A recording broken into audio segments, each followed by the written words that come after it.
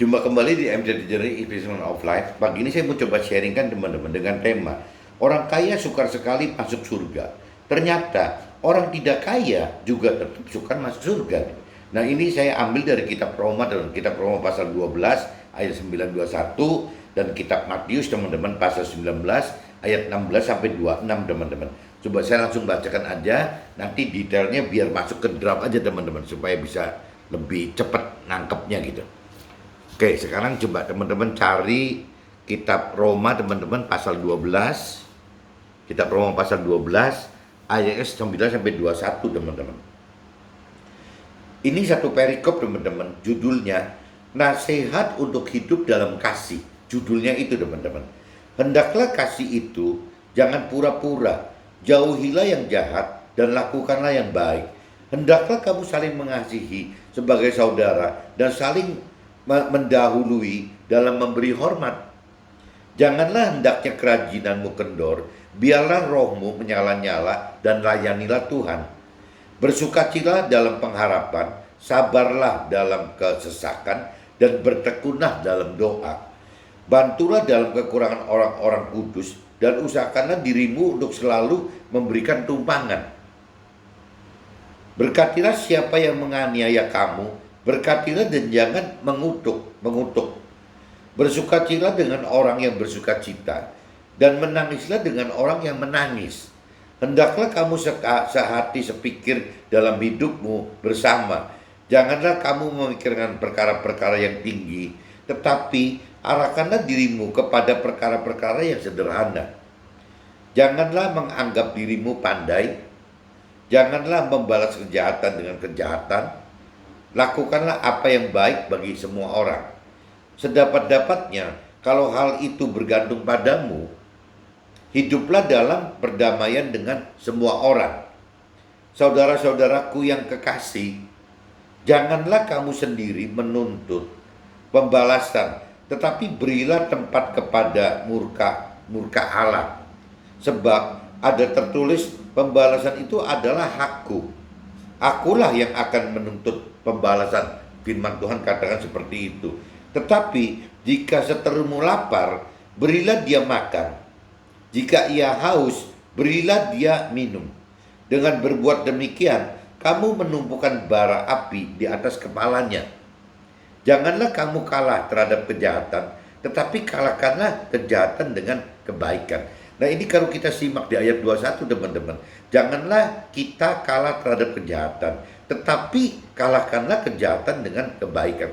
Contohnya teman, yang paling gampang yang nanti saya mau sharingkan adalah bagaimana caranya. Tuhan kan, firman Tuhan dan Tuhan memerintahkan kepada kita gitu. Apabila kita sudah melakukan firman Tuhan Tuhan menginginkan agar kita juga mengajarkan firman Tuhan teman, kepada sesama gitu. Nah, berulang-ulang kali saya sharingkan, mengajarkan itu kan artinya berbeda teman, bagi seorang mentor rohani yang mempunyai talenta mentor rohani dengan seorang pengusaha atau karir yang bukan mentor rohani gitu. Jadi mengajarkan di sini saya artikan bagi yang bukan mentor rohani, yang tidak punya talenta mentor rohani, ya berarti kan pengusaha atau orang karir yang diartikan mengajar itu adalah yang memberitakan atau menyaksikan kehidupan mereka, kehidupannya si pengusaha atau orang karir tersebut, ya kehidupan yang bersama Tuhan dan terkait dengan firman-firman Tuhan teman-teman.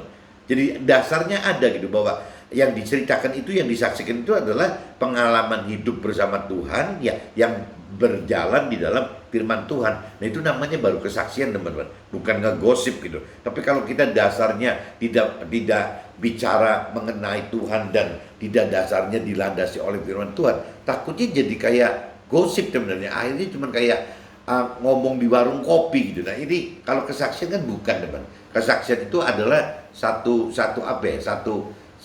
pemberitaan, benarnya pemberitaan firman Tuhan yang menyatakan secara umum gitu keberadaan Tuhan dan cerita kuasa Tuhan, baik itu lewat mujizat atau pengendapan janji Tuhan teman.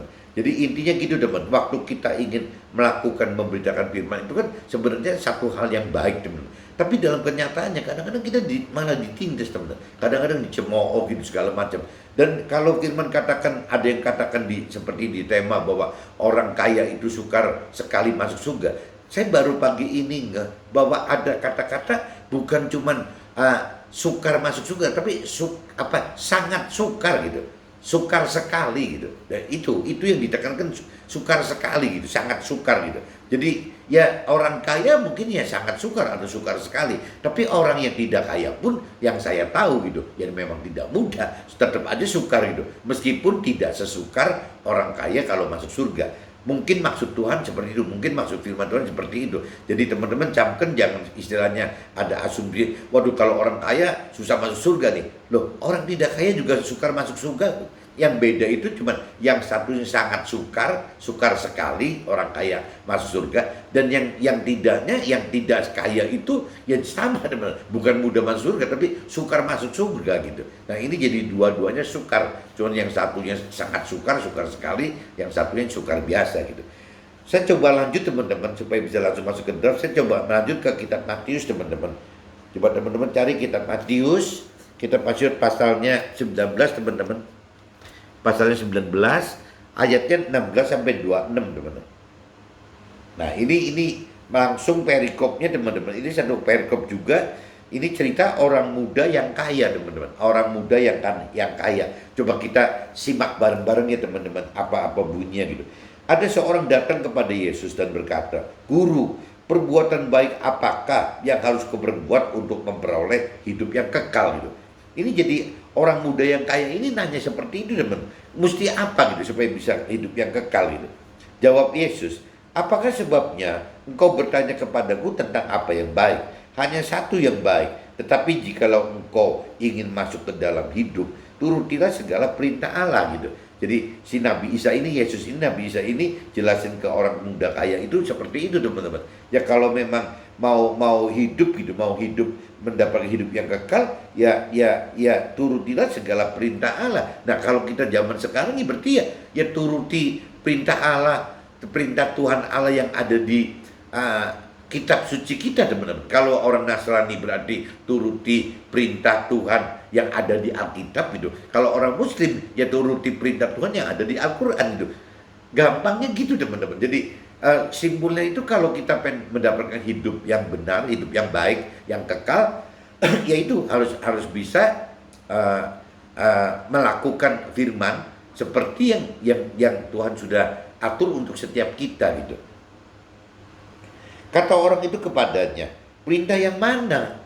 Ya, kata Nabi Isa gitu, "Jangan membunuh, ya, jangan berzina, jangan mencuri, jangan mengucapkan saksi dusta, hormatilah ayahmu dan ibumu, dan kasihilah sesamamu manusia seperti dirimu sendiri."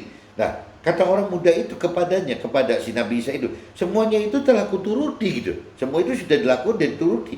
Apalagi yang masih kurang gitu. Jadi si orang muda kaya ini malah nantang ke Nabi Isa, ada input apalagi nggak, ada saran apalagi nggak gitu yang bisa membuat hidup bisa lebih baik menuju ke benar atau sempurna gitu.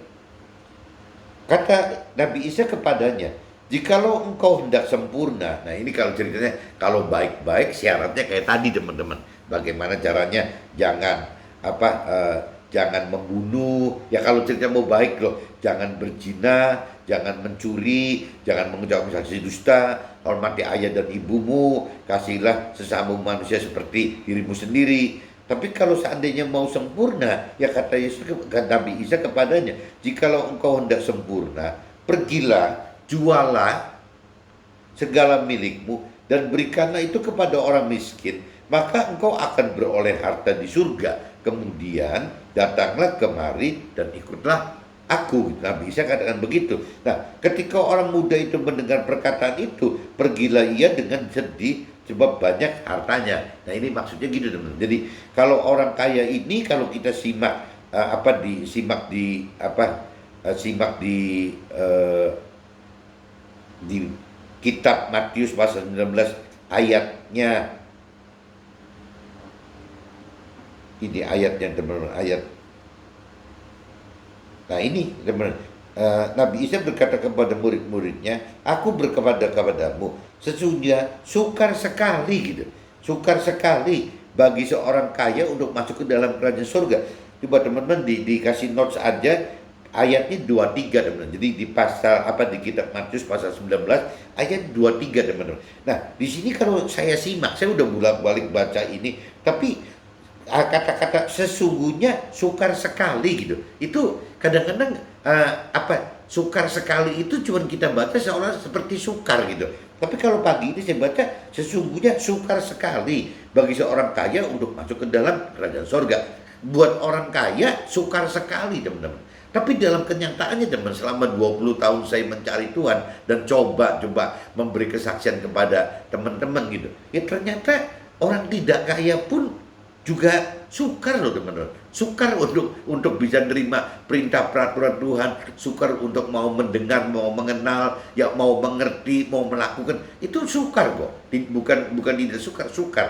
Cuman kalau untuk orang kaya ada tambahannya, sukar sekali gitu teman. Sukar sekali itu karena ada beban harta yang tidak bisa dilepaskan. Tapi tidak kaya pun ternyata juga sukar teman-teman.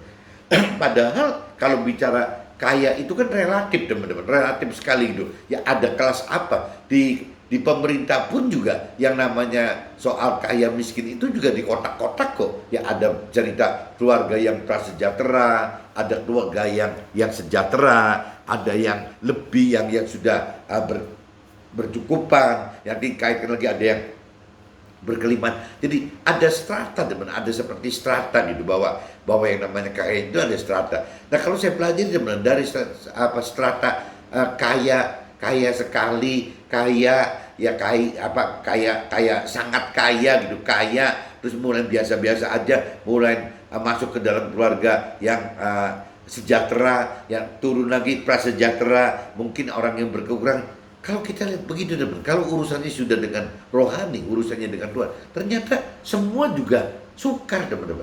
Cuman bedanya mungkin kelasnya begitu. Jangan diasumsikan kalau orang kaya sukar sekali masuk surga itu ya tidak menjamin bahwa kalau orang yang miskin itu mudah sekali masuk ke surga gitu. Ternyata prakteknya nggak begitu loh teman-teman. Ya, yang miskin pun, yang di dalam garis kemiskinan, yang keluarga pasca prasejahtera atau sejahtera atau ya biasa-biasa, itu juga tidak mudah teman-teman, tidak mudah untuk masuk surga kok. Maksudnya dalam arti kata masuk surga itu kan berarti kan orang yang mau melakukan firman Tuhan gitu ya masuk surga. Jadi intinya kalau kita bicara ujungnya masuk surga itu, tapi dalam kaitan praktek sehari-hari ya bukan masuk surga, karena masuk surga kan setelah kita meninggal dunia gitu. Jadi selama kita hidup ini ya problemnya kita melakukan firman enggak gitu. Ya kalau kita melakukan firman ya berarti kita masuk ke surga gitu. Nah untuk bisa melakukan firman Tuhan, kita butuh mengenal dan mampu mengerti serta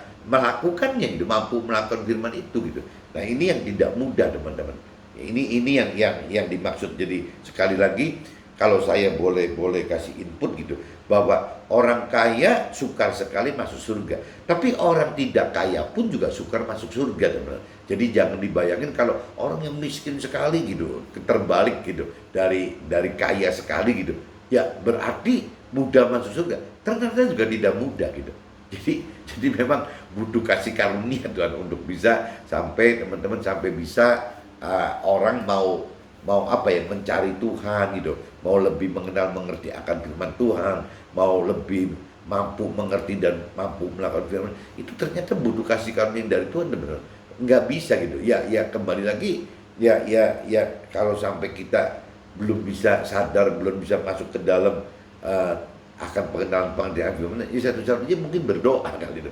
Berdoa ke Tuhan bagaimana supaya bisa mendapatkan pengenalan yang lebih dalam gitu kan, kemampuan mengerti lebih dalam, kemampuan melakukan firman Tuhan gitu ya seperti itu gitu. Jadi di sini balik lagi saya tekankan, bukan cuma sesungguhnya sukar sekali bagi seorang kaya untuk masuk ke dalam surga itu. Ternyata yang saya alami itu orang yang tidak kaya pun juga tidak mudah masuk surga, tetap aja sukar. Cuman bedanya mungkin tingkat kesukarannya kali. Kalau orang kaya itu sukar sekali, kalau orang yang biasa-biasa ya sukar gitu, sukar untuk masuk surga gitu. Sekali lagi, aku berkata kepadamu, lebih mudah seekor unta masuk melalui lubang jarum daripada seorang kaya masuk ke dalam kerajaan Allah. Nah ini waktu saya pertama ngebaca teman-teman, maksudnya lubang jarum itu saya pikir cuma perumpamaan beneran seperti jarum ada lubangnya gitu. Lah benang aja masuknya susah apalagi onta gitu. Kan kayak hal mustahil. Oh tapi ternyata setelah beberapa kali baca, beberapa kali mendengarkan sharing-sharing, ya kekonyolan itu mulai terbuka, dengan kebodohan itu mulai terbuka. Oh ternyata ini bukan perumpamaan lubang jarum yang jarum beneran secara fisik gitu. Oh ternyata ini nih di sana gitu ada namanya gerbang lubang jarum dengan nama gerbang gitu, pintu gerbang. Nah kebenaran pintu gerbang itu beda sendiri, jadi tempatnya pendek gitu, gerbangnya pendek dan sempit. Jadi kalau sampai unta gitu, zaman itu unta masuk ke gerbang, setiap kota masuk itu kan unta kan tinggi dengan muatan barang banyak sekali. Nah pintu gerbangnya tinggi, jadi si unta masih bisa lewat dengan santai gitu loh, lebar dan tinggi. Tapi ada satu gerbangnya namanya gerbang lubang jarum itu ternyata dibuat pendek dan sempit gitu. Jadi waktu onta masuk ke situ, si onta kalau nggak jongkok teman-teman nggak bisa jalan, nggak bisa masuk teman-teman. Jadi itu yang disebut Nabi Isa bahwa diumpamakan seperti itu gitu. Jadi lebih mudah seekor unta masuk melalui lubang jarum daripada seorang kaya masuk ke dalam kerajaan Allah gitu. Ketika murid-murid mendengar itu, sangat gempar mereka dan berkata, jika demikian, siapakah yang dapat diselamatkan gitu? Ya kalau sesulit itu gitu, keselamat itu sesulit itu, siapakah yang dapat diselamatkan gitu? Nah, Nabi Isa menjawab, memandang mereka dan berkata, bagi manusia hal ini tidak mungkin, tetapi bagi Allah segala sesuatu itu mungkin. Yaitu ilmunya Tuhan Allah seperti itu teman-teman. Karena Tuhan Allah itu berpikir secara irasional dan bertindak dengan kekuatan supranatural gitu. Jadi beda sekali dengan manusia yang memang berpikir dengan rasional dan bertindak dengan kekuatan yang natural gitu. Jadi beda sekali teman-teman. Nah ini saya coba udah bacakan di kitab Roma pasal 12 ayat 921 dan kitab Matius 19 ayat 16 sampai 26. Udah saya bacakan. Nah sekarang saya coba masuk ke dalam aja teman-teman supaya bisa lebih detail gitu. Kedalaman pengenalan dan pengertian akan firman membuat lahir kedewasaan rohani. Jadi membuat kelahiran kita lebih dewasa rohani gitu. Di mana akan ada usaha bagaimana untuk tidak hanya melakukan firman tetapi juga belajar untuk mengajarkan firman dengan memberitakan lewat kesaksian hidup bersama Tuhan dan di dalam firman Tuhan itu. Jadi saya katakan ini persepsi saya pribadi gitu sebagai pengusaha yang paling bisa begitu teman-teman. Saya nggak mungkin bisa mengajarkan teori-teori rohani karena saya tidak menguasai dasar-dasar teori rohani secara ahli gitu ya. Saya cuman biasa-biasa saja gitu. Jadi yang saya saksikan itu cuman cerita saya hidup bersama Tuhan terkait dengan firman apa gitu. Saya cuma cerita itu aja teman-teman. Memberitakan lewat kesaksian dengan tujuan agar yang mendengar dan melihat dapat tahu apa yang terjadi tentang keberadaan Tuhan dan janji-janji Tuhan serta kuasa-kuasa Tuhan dalam membuat mujizat atau dalam genapi janji-janjinya. Seperti itu teman-teman. Jadi memberitakan lewat kesaksian itu ya dengan tujuan agar jadi waktu kita cerita teman-teman agar sesama kita itu mendengar dan melihat gitu, dapat tahu gitu apa yang terjadi sih tentang keberadaan Tuhan lewat kesaksian kita itu tadi gitu.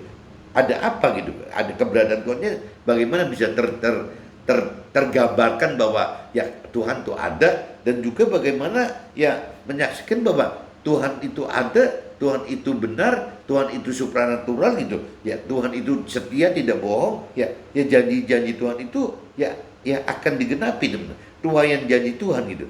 Jadi intinya kesaksian itu kurang lebih seperti itu teman. Menyaksikan keberadaan Tuhan dan juga menyaksikan penggenapan janji-janji Tuhan kepada kita. Baik itu penggenapan lewat mujizat atau penggenapan memang penggenapan janji-janji gitu. Karena kita melakukan firman jadi akhirnya kita menuai gitu apa yang dijanjikan oleh firman itu gitu. Dalam kenyataan memberikan kesaksian bukanlah hal mudah ya. Firman di kitab Roma pasal 12 ayat 21 berbunyi, janganlah kamu kalah terhadap kejahatan, tetapi kalahkanlah kejahatan dengan kebaikan itu. Nah, kesaksian akan alami penolakan dari iblis melalui orang-orang yang mendengar, baik untuk orang-orang kaya maupun orang-orang yang kurang kaya, bahkan orang-orang tidak kaya, teman.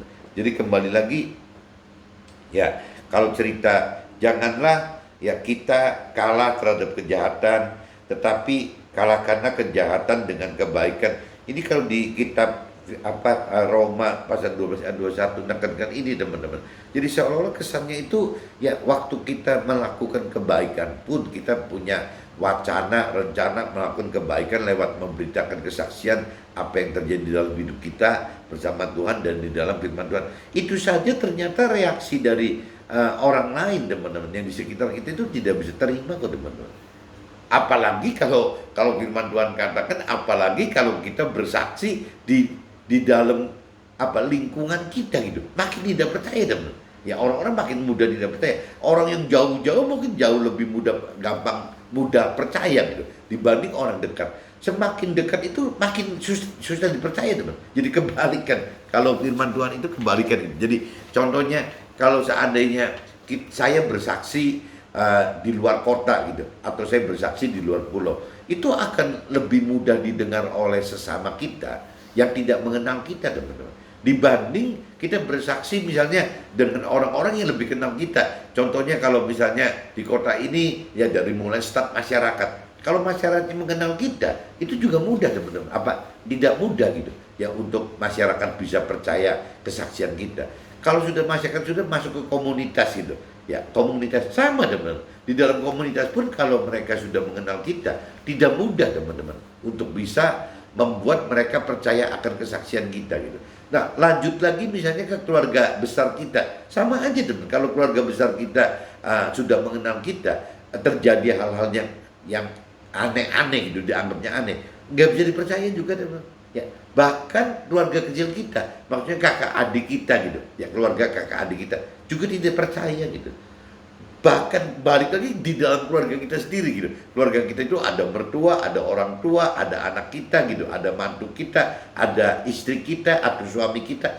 Itu aja juga dalam kesehatan tidak mudah dipercaya gitu kesaksian itu. Nah, memang ada firman yang katakan bahwa waktu Nabi Isa membuat hal-hal rohani gitu di Nazaret, nggak ada yang percaya, teman-teman. Ya nggak bisa dipercaya gitu. Jadi ya kembali lagi ya firman ingatkan, kalau sampai kita memberitakan kesaksian hidup kita bersama Tuhan dan di dalam firman Tuhan itu, ya apabila kita saksikannya di tempat-tempat activity kita berada, itu malah lebih susah, teman-teman. Jadi kalau buat saya contohnya, atau teman-teman, kalau misalnya dari kota ini kita keluar pulau, di luar pulau lebih didengar, teman-teman. Di luar negeri lebih-lebih lagi gitu loh. Nah, ini memang di firman udah katakan begitu, bahwa ya jangankan kita, Nabi Isa pun juga tetap nggak dipercaya kok waktu bersaksi, waktu berkhotbah gitu. Ya nggak mudah gitu, nggak mudah karena orang keburu tahu siapa sih Nabi Isa gitu ya, orang tuanya siapa, yang namanya kakak adiknya siapa, tahu semua gitu, aktivitinya apa gitu, sehingga akhirnya ya orang nganggap kesaksian itu ya bukan dari Tuhan. Jadi soalnya kayak cerita gosip atau curhatnya si ini aja gitu, yang melakukan yang menceritakan kesaksian itu, teman. Jadi ini si Nabi Isa aja lagi cerita ngalor ngidul nggak keluar itu.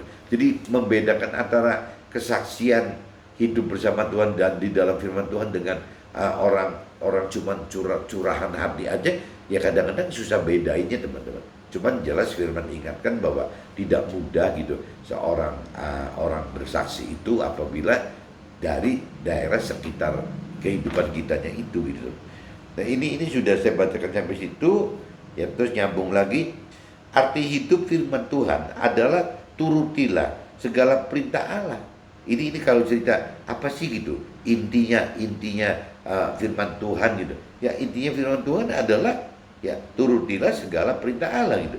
Ya seperti di kitab Matius pasal 19 ayat 17 gitu. Jangan membunuh, jangan berzina, jangan mencuri, jangan ucapkan saksi dusta.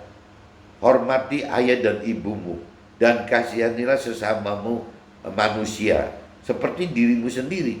Ini adalah hidup yang baik gitu. Hidup yang baik itu syaratnya seperti tadi teman-teman. Untuk mencapai hidup yang baik syaratnya seperti tadi. Tapi kalau cerita syaratnya seperti ini gitu, yang cerita di kitab orang muda yang kaya tadi gitu, ya mereka katanya udah lakukan semua teman-teman, udah melakukan semua, makanya kategorinya ya baik gitu loh, orang itu baik. Tapi kalau target Tuhan kan bukan baik teman. Target Tuhan itu pengen kita ini benar untuk bisa sempurna gitu. Nah ini yang bedanya di sini gitu. Kalau sampai orang sudah melakukan seperti jangan berzina, jangan mencuri, jangan membunuh, jangan ucapkan saksi dusta, hormati ayah dan ibumu, dan kasihlah sesamamu manusia seperti dirimu sendiri. Ya ini semua adalah syarat-syarat untuk menjadi hidup baik teman-teman. Tapi bukan hidupnya sempurna. Nah, tapi jika ingin hidup ingin lebih benar, menjadi sesempurna mungkin gitu ya, terus ada di situ di kitab Matius pasal 9 ayat 21, jikalau engkau hendak sempurna, pergilah, jualah segala milikmu dan berikanlah itu kepada orang-orang miskin, maka engkau akan beroleh harta di surga. Kemudian datanglah dan ikutlah aku gitu. Ini yang berat gitu, yang orang muda kaya ini tidak bisa gitu, tidak bisa ikutin ini. Nah, firman di kitab Matius pasal 19:23 teman-teman, di kitab Matius 19:23, sesungguhnya sukar sekali bagi seorang kaya untuk ke dalam kerajaan surga. Tapi dalam menyatakan kenyataan orang tidak kaya pun sukar masuk surga, walau bukan sama sukar sekali gitu. Kalau orang kaya ada sukar sekali, jadi sangat sukar gitu. Tapi kalau cerita orang yang tidak kaya, ya sukar. Bukan berarti kalau orang kaya itu sukar sekali atau sukar berarti orang miskin itu, orang yang tidak kaya itu jadi mudah masuk surga. Ternyata tidak seperti itu teman-teman. Jadi ini dasarnya ini seperti ini. Nah, cuman kalau saya bicara di kitab Roma pasal 12 sampai 21 teman, maksudnya teman-teman bahwa apabila kita punya niat baik, melakukan kebaikan buat sama kita gitu, itu aja kadang-kadang bisa bikin kita marah teman, bisa kesel gitu ya. Kenapa? Karena mereka ya malah cuek-cuek aja dengernya, dengan muka yang kayak begitu gitu, muka-muka yang nggak terima gitu. Kan kita yang bersaksi juga kesel gitu. Ya kita maksudnya baik-baik kok direspon seperti ini gitu ya. Seperti orang tidak percaya, dan memang tidak percaya gitu. Jadi akhirnya ya kadang-kadang itu saya kaitkan dengan kitab Roma pasal 12 9-21. Jangan sampai kita kalah dengan yang hal seperti itu teman-teman. Ya jadi itu kan disebutnya kejahatan gitu. Ya kita harus menang gitu.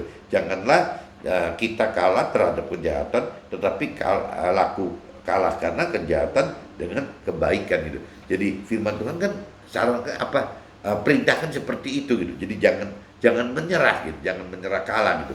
Meskipun kita marah dan amarah kita udah nggak keruan itu, karena memang ya balik lagi, orang yang kita beritakan kesaksian itu memang tidak merespon positif kok. Ya otomatis kita jadi kesel gitu.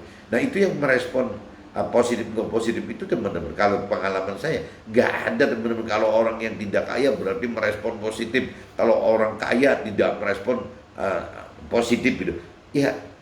Dua-duanya tidak merespon secara positif gitu. Baik yang orang kaya ya biasa-biasa aja, sebaliknya orang yang tidak kaya pun ya biasa-biasa aja gitu. Nah tapi sebaliknya teman, ada teman yang sebagian kecil aja lah yang coba digerakkan Tuhan, ya tidak menjamin bahwa kalau orang yang kaya itu lebih susah gitu untuk mau mendengarkan kesaksian hidup kita gitu. Bahkan kadang-kadang orang miskin yang nggak suka teman. Orang miskin nggak suka kita bersaksi gitu.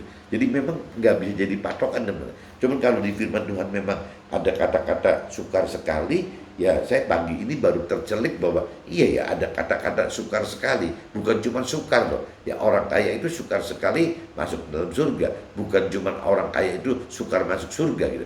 Nah, kalau memang orang kaya itu sukar sekali masuk surga, maksud saya orang tidak kaya juga bukan mudah, tapi orang tidak kaya juga sukar masuk ke surga. meskipun berbeda kesukarannya. Ya kalau orang yang kaya sih sukar sekali gitu, sangat sukar. Tapi kalau orang yang tidak kaya, ya sukar, tidak mudah sukar gitu. Nah ini yang teman-teman kalau di ayat aja kita Roma 12 ayat 9 sampai 21 bunyinya soal gitulah teman-teman, bagaimana sih kita mesti tetap berbuat baik meskipun melawan kita dianggap jahat gitu. Ya tetap, dan bahkan di sini dikatakan kembali lagi ya kalahkanlah kejahatan itu gitu. Janganlah kita kalah terhadap kejahatan itu tadi gitu. Ya bagaimana ada pendirian, penyokong segala macam, dan kita firman Tuhan katakan jangan kalah gitu. Nah, tetapi kalau kita bicara ke kitab Matius 19, 16 sampai 12, 26 teman. Ini udah bicaranya yaitu urusannya jadi bagaimana sih hidup menjadi orang yang baik gitu loh. Bukan cuman orang yang baik saja, tapi kalau kita mau di tingkatnya di atas baik teman-teman. Ya berarti kan benar gitu. Ya benar itu kalau kita hidup benar itu peluang untuk bisa peluang untuk bisa menjadi sempurna itu lebih besar teman-teman. Seperti yang Tuhan inginkan gitu. Meskipun saya sering mikir iya kita bisa sempurna gitu, bukan sempurna itu miliknya Tuhan gitu. Nah ya kita minimal kita uber dari baik lompat ke benar, dan benar itu lompat lagi benar menuju ke sempurna teman-teman. Nah kalau sempurna miliknya Tuhan apa mungkin bedanya beda sekali dengan sempurna manusia, ya itu juga saya nggak ngerti. Cuma yang jelas kalau mendengar kata sempurna aja sudah berasa bahwa sempurna itu milik Tuhan gitu tuh. Kecuali kalau sempurnanya dimodifikasi gitu. Nah ini kalau kita udah bicara di kitab Matius 19, 16, 26 itu ya begitu teman-teman. Tuhan katakan bahwa ya ya harusnya orang kaya itu sukar sekali masuk ke dalam kerajaan surga. Nah teman saya artikan hari ini gitu pagi ini bahwa bukan cuma orang kaya yang sukar sekali masuk surga, tapi orang tidak kaya pun sukar masuk surga teman. Nggak mudah gitu. Untuk bisa masuk surga itu nggak mudah gitu. Nah ini yang mesti kalau Tuhan memang beri kita tarik kita atau paksa kita untuk bisa mengenal kebenaran firman Tuhan, ya ini yang mestinya kita respon sebagai undangan itu, panggilan Tuhan bagi kita untuk bisa dipilih ya hidup bersama Tuhan dan di dalam jalan Tuhan. Tapi kadang-kadang kita kan keras kepala teman-teman. Ya kita mengalami seperti itu, tapi asumsinya ini sih kebenaran aja gini, kebenaran aja itu, kebetulan gini, kebetulan gitu. Nah akhirnya jadi nggak bisa terima Tuhan teman-teman. Ini yang gawat kan seperti ini teman-teman. Jadi mungkin hari ini saya cuma pengen bersaksi gitu bahwa tidak mudah juga gitu teman-teman. Kalau kita mau beritakan kebaikan atau kebenaran firman Tuhan itu, ternyata respon dari orang yang kaya sekali, sangat kaya sekali, bisa jadi sukar sekali gitu untuk bisa menerima perintah peraturan firman Tuhan ini gitu, untuk bisa melakukan firman Tuhan ini. Nah sebaliknya untuk orang yang tidak kaya juga sama teman, ternyata sukar gitu, sukar untuk bisa ya mengenal, mengerti dan melakukan firman Tuhan gitu. Jadi tidak dijamin kalau orang tidak kaya itu jadi mudah gitu, mudah sekali ya untuk masuk kerajaan surga.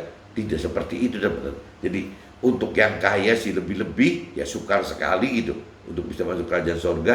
Tapi kalau untuk yang tidak kaya juga ternyata bukan mudah teman-teman, tapi sukar juga gitu. Nah kadang-kadang hal ini yang kalau saya kaitkan dengan kitab Roma 12 ayat 9, 21 itu yang saya rasakan itu ya timbulnya jadi kesel teman-teman.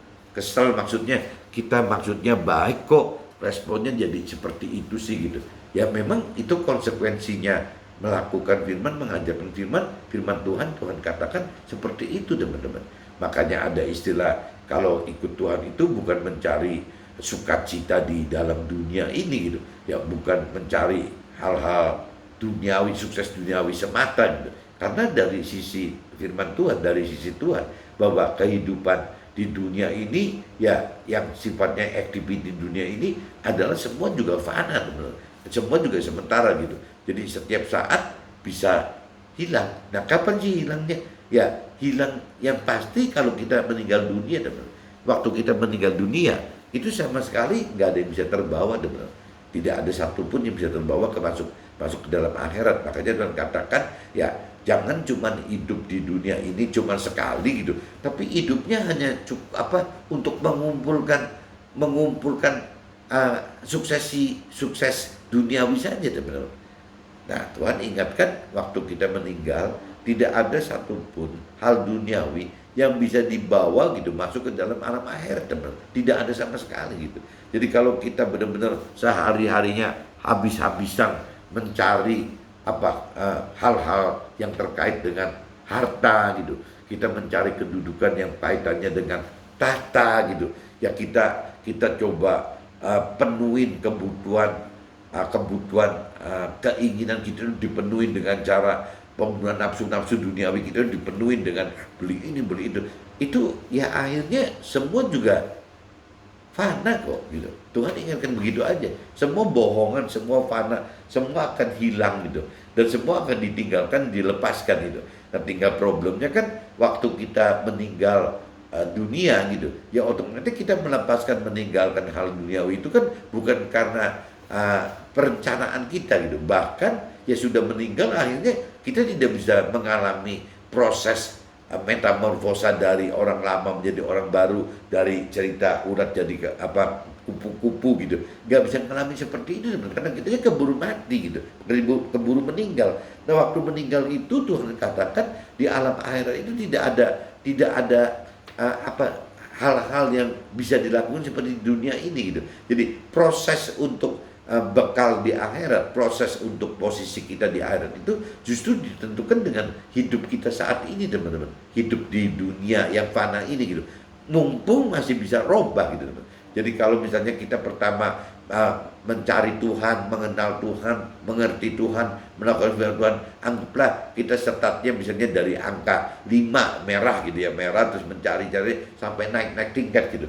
Nah, ini yang dibutuhkan kita ini kan untuk terus sebenarnya untuk berjuang sampai naik sampai waktu akhirnya kita meninggal dunia, posisi kita gitu bekal akhir itu udah maksimal sehingga posisi kita itu tertinggi, terbesar atau terdekat lah dengan Tuhan.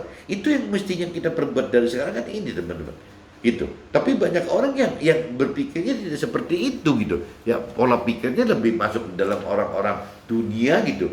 Yang atau mungkin orang keyakinan gitu ya, cuma di area itu akhirnya tidak pernah kepikiran bagaimana ya untuk menjadi mengumpulkan berkat di akhirat nanti.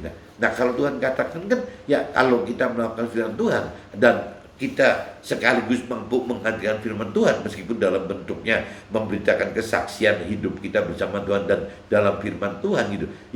Ya kita akan terus semakin kita banyak berbuat kepada sesama kita di dunia ini, ya berarti semakin banyak berkat-berkat rohani yang kita terima, teman. Nah, berkat rohani ini yang maksudnya akan dibawa gitu ke dalam alam akhirat itu, teman-teman. Masuk ke dalam akhirat yang sudah Tuhan tentukan itu syarat-syaratnya gitu. Jadi orang melakukan firman Tuhan ya akan masuk ke dalam surga gitu. Tapi apabila kita tidak cuma melakukan, tapi kita juga mengajarkan dalam bentuk kesaksian maupun kesaksian hidup bersama Tuhan dan kesaksian kita hidup di dalam firman Tuhan.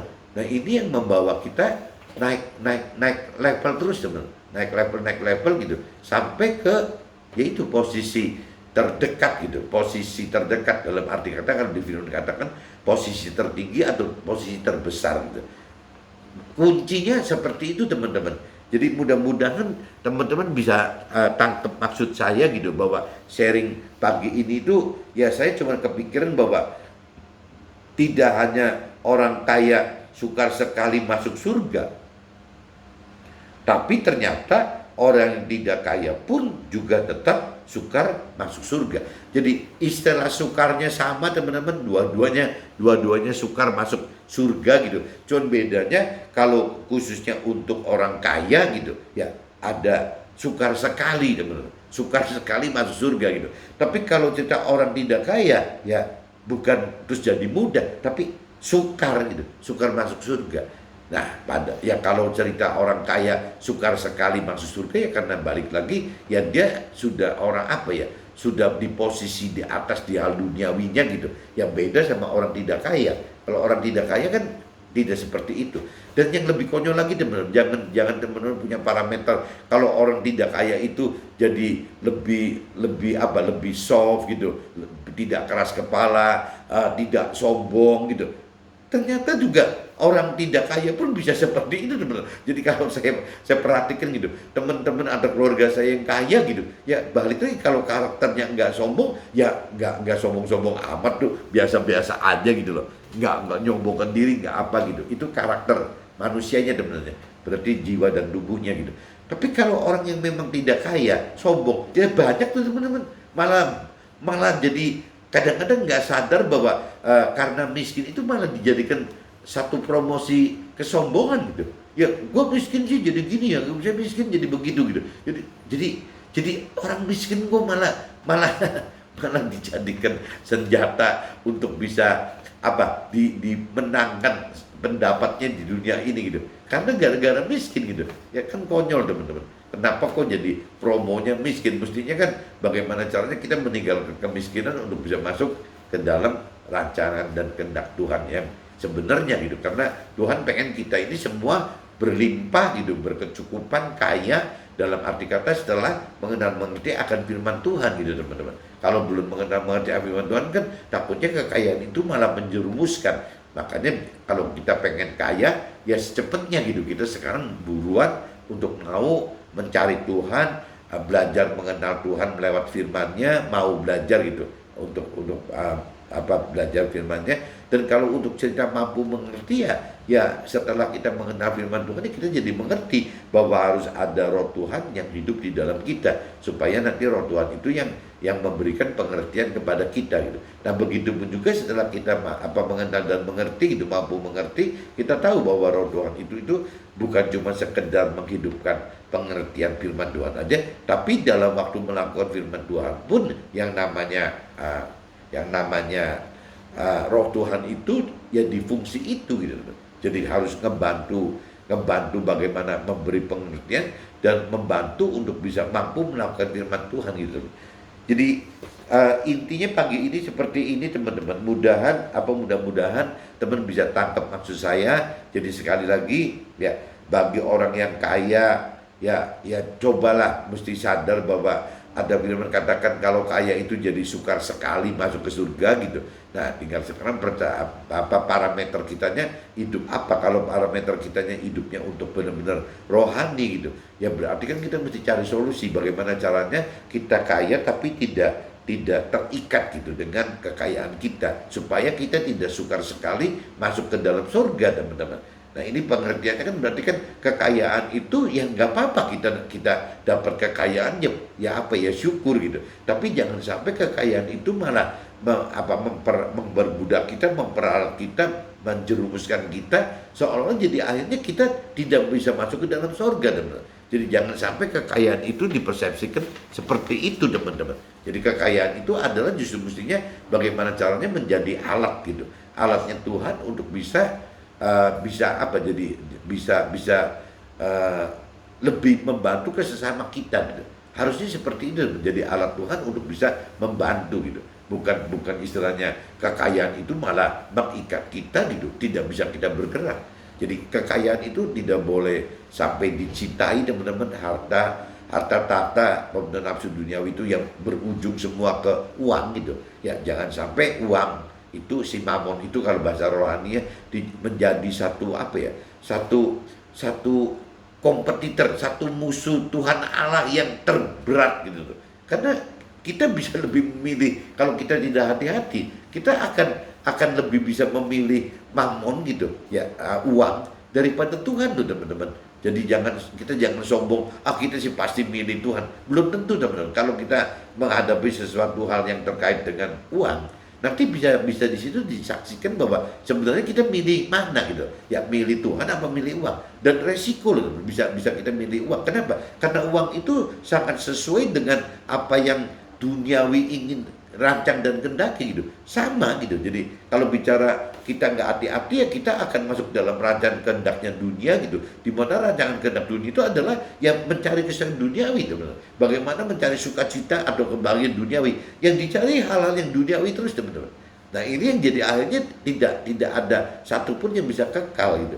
Nah sedangkan kalau kita bicara kita taat kepada, kita percaya dan taat kepada Tuhan, kan kita kebalik teman. Bagaimana caranya supaya kita bisa ya hidup dengan melakukan firman Tuhan. Ya hidup dengan melakukan firman Tuhan adalah hidup yang apa? Dengan mengenal dan mengerti akan firman Tuhan gitu teman. Jadi tidak tersesat kitanya teman. Nah kunci tadi jadi Tuhan pengen kita kaya gitu.